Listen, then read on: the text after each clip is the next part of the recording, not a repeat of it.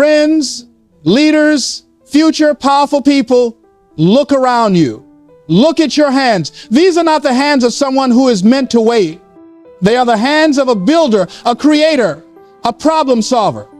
For too long, so many of us have been waiting for the perfect moment, waiting for a sign, waiting for a rescue boat that may never come. We wait for permission, for a lucky break, for someone to open the door for us. I am here today to tell you one thing. Stop waiting. The boat isn't coming.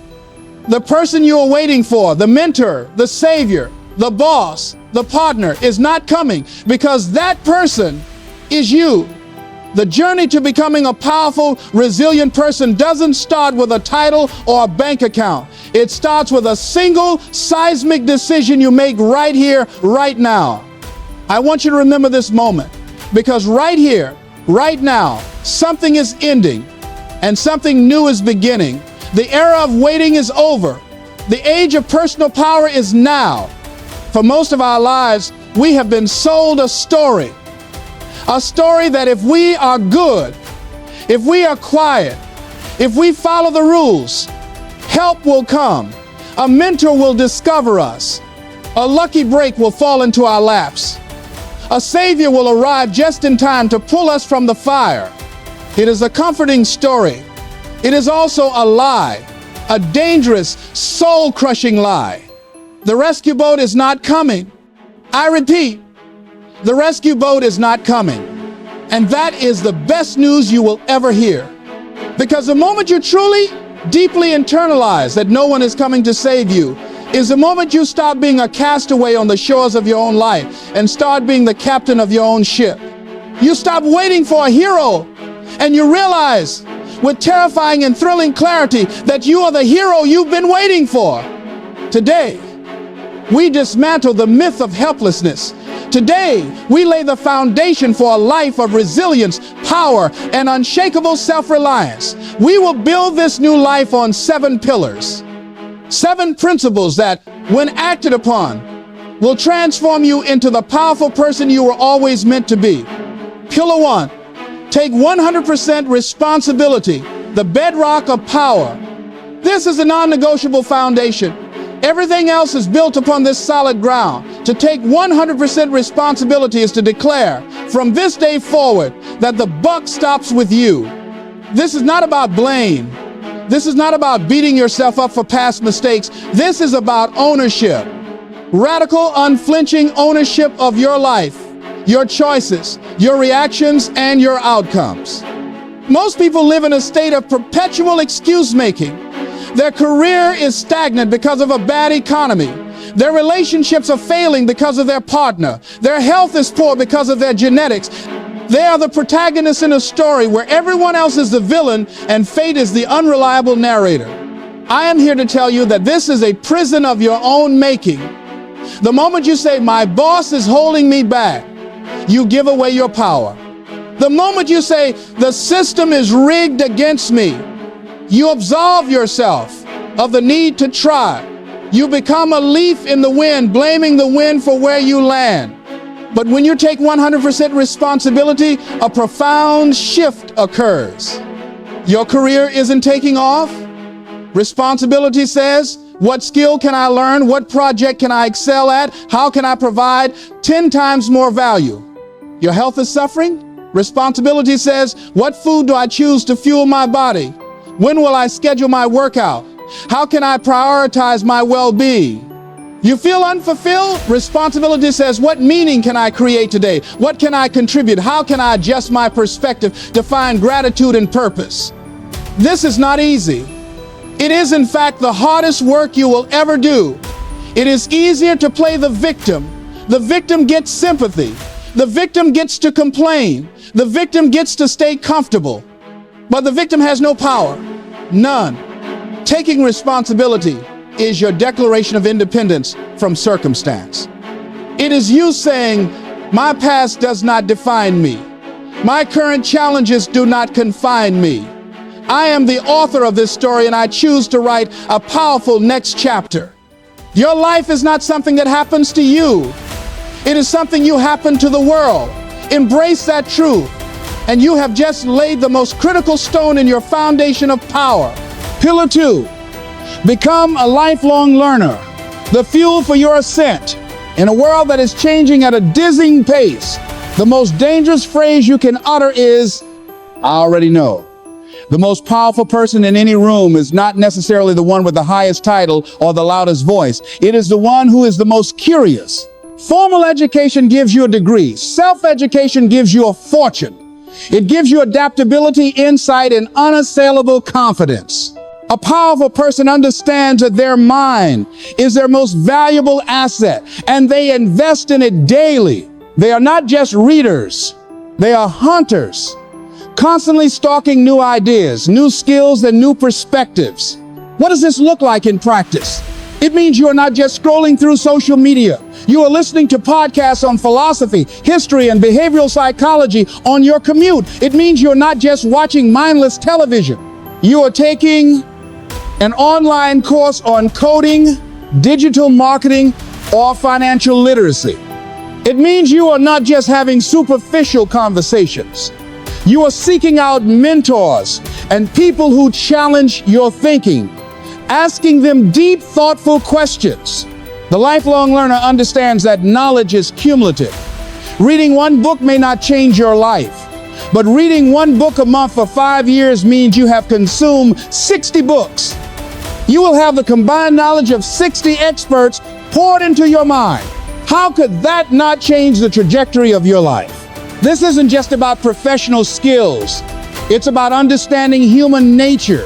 It's about learning from the stoic resilience of Marcus Aurelius, the strategic wisdom of Sun Tzu, the creative genius of Da Vinci. It's about learning how to communicate, how to negotiate, how to lead. Your brain is a muscle. If you don't train it, it atrophies. The lifelong learner is in a state of perpetual growth. They are never obsolete because they are always evolving. They see every failure, not as a defeat, but as a data point, a critical lesson on the path to mastery. The road to power is paved with the pages of books you've read, the courses you've completed, and the questions you've been brave enough to ask. Make the commitment to learn something new every single day. Fuel your ascent with the rocket fuel of knowledge. Pillar 3, focus on solutions, not problems, the alchemist mindset. We live in a world that is obsessed with problems.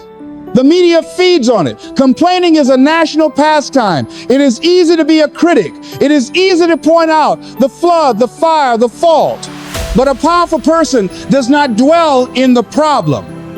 They are magnetically drawn to the solution. There are two types of energy in the world: problem energy and solution energy. Problem energy is heavy, draining, and circular. It leads to complaining, blaming, and paralysis. Solution energy is light, creative, and forward-moving. It leads to innovation, action, and results. When faced with an obstacle, the average person asks, "Whose fault is this?" or "Why is this happening to me?" These are disempowering questions. They keep you stuck in the past, assigning blame. The powerful person asks a different set of questions entirely. What is one thing I can do right now to improve this situation? How can I use this to my advantage? What is this problem here to teach me? What are my available resources? And how can I deploy them? This is the alchemist mindset. It is the ability to look at the lead of a problem and see the goal of an opportunity hidden within it. Think of the story of the two salesmen sent to a remote region to sell shoes. The first one wires back, "Disaster. No one here wears shoes. There is no market." The second one wires back, "Incredible opportunity. No one here wears shoes. The market is limitless." The circumstance was identical. The problem was the same. The only difference was the focus. One saw a dead end. The other saw a gold mine. Your life will be filled with floods. The question is, will you sit on your roof complaining about the water, or will you, like the resilient person, immediately start looking for materials to build a raft? Become a solution finder. Let your first and only instinct in the face of adversity be to ask, how do we solve this? This single shift in focus will make you more valuable, more resilient, and more powerful than 90% of the population. Pillar 4, face your fears. the forge of resilience. Let us be perfectly clear. Courage is not the absence of fear. That is a fantasy. Courage is the judgment that something else is more important than fear. Every single one of you is afraid. You are afraid of failure. You are afraid of rejection. You are afraid of what people will think. You are afraid of being not good enough, not smart enough, not worthy enough. So am I. So is everyone who has ever dared to do anything significant. Fear is not your enemy. Fear is a compass. It points with uncanny accuracy directly to the edge of your comfort zone, the very place where growth happens.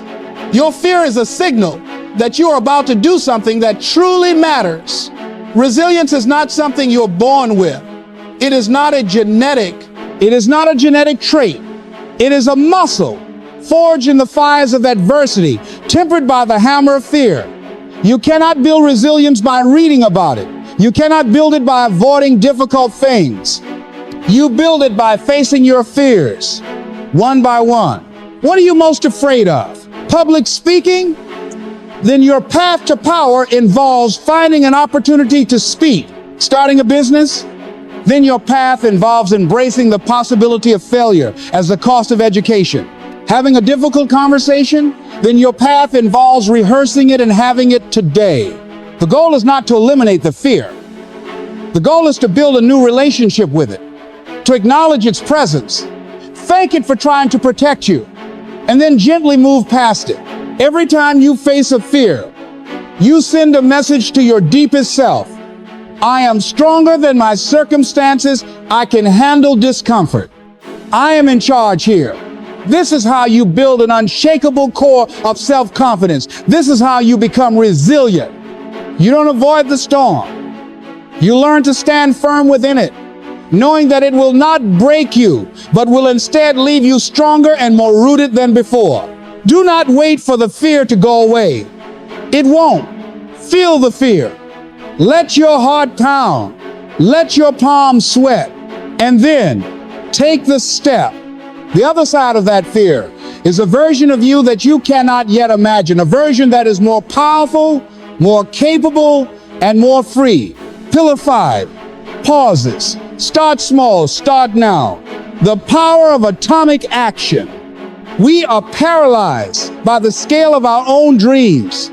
We look at the mountain we want to climb, the business we want to build, the body we want to sculpt, the book we want to write, and we are frozen by its immensity. We think we need a detailed, perfect, foolproof plan before we take the first step. So we wait, and we plan, and we wait some more. This is the trap of grandiosity. It is the enemy of progress. A powerful person understands the profound power of atomic action. They know that a journey of 1,000 miles begins not with a map of the entire route, but with the simple decision to take the first single step. You do not need to move the mountain today. You just need to move one stone. You don't need to write a book. You need to write one paragraph. You don't need to get in Olympic shape. You need to take a 10-minute walk. You don't need to completely change your diet. You need to drink one more glass of water today. You don't need to build a multi-million-dollar company. You need to make one sales call. Why is this so critical? First, it breaks the inertia of inaction. A body at rest stays at rest. A body in motion stays in motion. The hardest part of any endeavor is simply starting. A small action is easy to start. It requires very little willpower. But once you start, you create momentum. One paragraph leads to a page. A 10-minute walk leads to a 20-minute jog. Second, it provides immediate feedback and a sense of accomplishment. Waiting for the big, distant payoff is demotivating. But checking off a small task gives you a hit of dopamine, the fuel of motivation. It proves to yourself that you are capable of action. It builds evidence of your own competence. Third, it makes the process manageable and sustainable. You cannot run a marathon by sprinting the first mile. By starting small, you build a habit. You integrate the new behavior into your life in a way that doesn't trigger your body's resistance. The most important word in this pillar is not small. It is now. Do not wait for Monday. Do not wait for the new year. Do not wait for the right feeling. The perfect time will never come. There is only ever now. What is the one tiny, almost insignificant action you can take today that moves you 1 inch closer to your goal? Do that right now. As soon as you leave this room, as soon as you finish reading this, the mightiest oak was once a nut that held its ground. The most magnificent life was once a single small choice made in the present moment. Start small, but for the love of your own potential, start now. Pause this. Becoming a powerful and resilient person. These pillars do not stand alone. They are interconnected, each one supporting and strengthening the others. When you take 100% responsibility, you give yourself the agency to start small. Start now. When you become a lifelong learner, you equip yourself with the tools to focus on solutions. When you face your fears, you build the resilience to keep taking responsibility when things get hard. This is the virtuous cycle of power. It is an upward spiral of self-reinforcing growth. A resilient person is not someone who never gets knocked down. They are the one who gets up one more time than they are knocked down. They are the one who, when faced with a setback, doesn't see it as a final verdict, but as a temporary detour. Their power comes from their flexibility, their adaptability, their deep-seated knowledge that they can handle whatever life throws at them. You become resilient by practicing resilience. You become powerful by practicing power. It is a daily discipline. It is a choice you make over and over again in 1,000 small ways. Your declaration of independence. So we return to the beginning. Look at your hands. These are the hands of the architect of your destiny. The rescue boat is not coming. And that is your liberation. You are free. Free from waiting. Free from hoping. Free from the opinions and permissions of others. You are now in charge. The path ahead will not be easy. There will be storms. There will be moments of doubt and fear. But you will no longer be a victim of the weather. You will be the captain of your ship, equipped with a sturdy hull of responsibility, a well-stocked hold of knowledge, a compass that points to solutions, the courage to sail into uncharted waters, and the wisdom to adjust your sails one small knot at a time. Do not wait for help. Become the help. Become the powerful, resilient, unstoppable force you were born to be. The world does not need more people who wait. It needs more people who build. It needs you. Not the you that you hope to be someday, but the you that you choose to become, starting at this very moment. Your future is not a destination you arrive at. It is a creation you build, brick by brick, action by action, day by day. So I ask you one final time, who will you be? The one who waited or the one who acted? The choice is yours. The power is yours. The time is now.